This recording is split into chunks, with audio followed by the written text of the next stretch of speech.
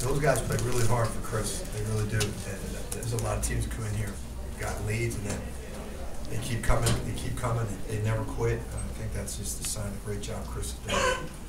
And so I was happy in the second half. We kind of got it going, and I thought the big key was Chris and Darryl Reynolds on the boards. That was big. Josh did a good job too. Without Daniel, that was big for us. Chris, career high for rebounds. What went into that, and when you knew Daniel wasn't playing, did it kind of make you feel that much more responsible for rebounds today? Well, going into every game, I try to focus on rebounding. It's just today I was able to get to a lot more of them because, Daniel usually grabs most of the rebounds. So, with him getting out, next guy up, and today I was able to make my way to a couple more rebounds.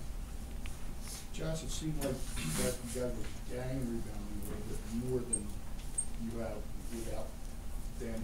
Was that the case, and was that something that was talked about? It definitely was. And it's just what Chris is saying, when Daniel's out there, he's a great rebounder, and he's big, so a lot of times he just goes and gets it. But that's definitely an emphasis every game, and we knew without him, we all had a rebound, guards had a rebound, everybody had to hit the glass, and that's what we did. You always seem to play well here. Can you explain that? Not really. Obviously it's a historic arena. Luckily I'm able to get open shots. My teammates find me a lot of times, find me in transition, find me in spots where I'm able to make plays. So I really got to attribute that to them, and confidence of the coaches, and that's what I really got to just attribute them. What does change when you find a player like Daniel is not going to play? How does that affect your approach? It doesn't really at all. We know Darryl Reynolds is ready to step up. So, when we get news like that, obviously our first thing is we hope Daniel's okay. We hope speedy recovery. But we're working with. We see Darryl every day in practice. We see him battling. We see times where he's giving Do problems. So when we hear that, which is the next game, all of us have to step up, and we just know that we just have to come in and do it. Josh, after that first half, you went into the locker room. What were you thinking about your performance as a team, and what was the mindset coming out for the second half? We knew we didn't play our best basketball.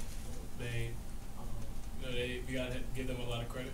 They made tough shots. They forced us into some tough shots, some bad turnovers. So we knew we had to come in and just build on basketball. We know we had to play solid. We had to get in the lane, jump stop, not always try to shoot over the help defense, go off 1 foot. We did that a lot in the first half. That's something that we try to fix in the second half. So it was just really just being solid. That was the biggest thing we talked about. Anything else for the players? We good? Thanks. Okay.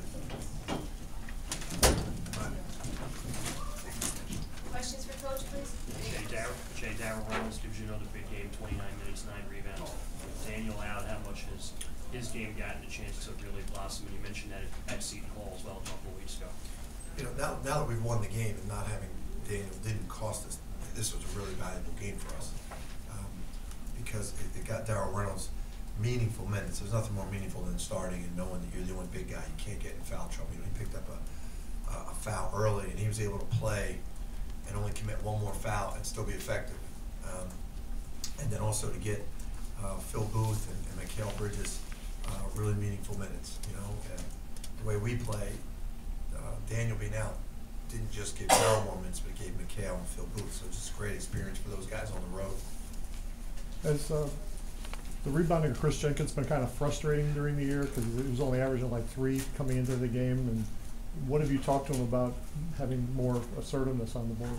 Yeah, I think what he said is true. I think sometimes our guys stand and watch Daniel and just expect Daniel. We chart rebounding in practice every day, and there's a rebound winner, and it's always Daniel or Darryl. So I think our guys just get used to it, and I think Chris can learn from this today and realize if we've got him going after the boards like that with Josh and Daniel, that's really going to make us a better defensive team.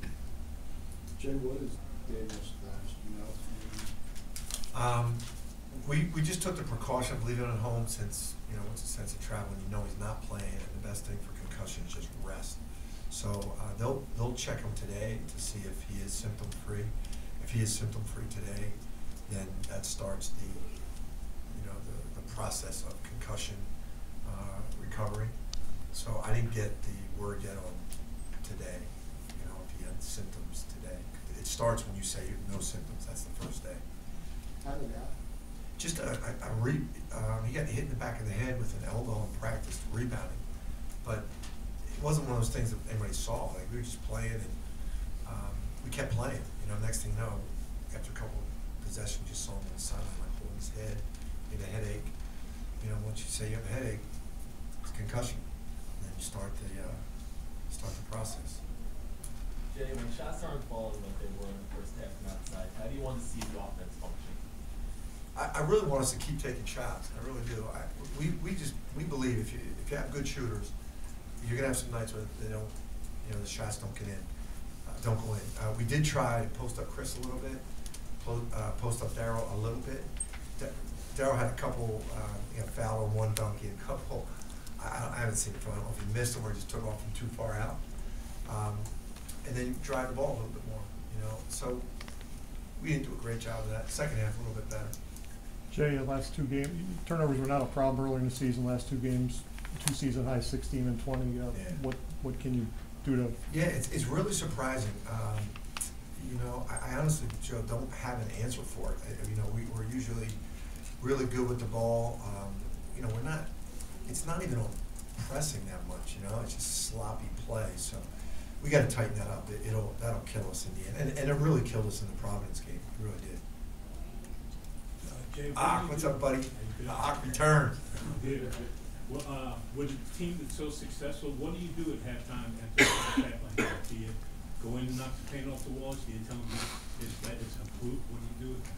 I think part of it was, and we have learned this, when we play on the road, we can tell that other teams are at another level over the last couple of years. So that's part of it. And the other part of it is, I know we were a little disjointed without Daniel. So if Daniel was here, I probably would have knocked the paint off the walls. But with Daniel not being here, it's kind of just let's get us organized here, okay? We got through this first half without him. We know what we have to do. Let's, St. John's play well. You knew that they'd hit that. I knew that shot was going in. It's just the way it happens when you're on the road, in the Garden, big crowd. And it was more just like, let's just stick to what we're doing. We're okay. That was today. There are other times.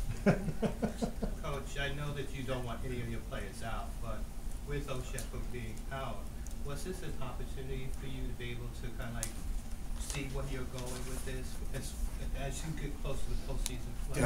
Definitely. It was, as I said, well, even if you would have lost, it still would have been a good learning experience. But you can learn from winning, and this was really a great experience for Phil Booth, Mikal Bridges, to have on video situations where you're being counted on, and Darryl Reynolds, have on film. You're not a backup here; you're a starter, and makeup of our team next year, really, without Arch. So it was great experience. It didn't look great, but this will be a valuable game for us. Jay, how's Ryan different as a player from between his freshman year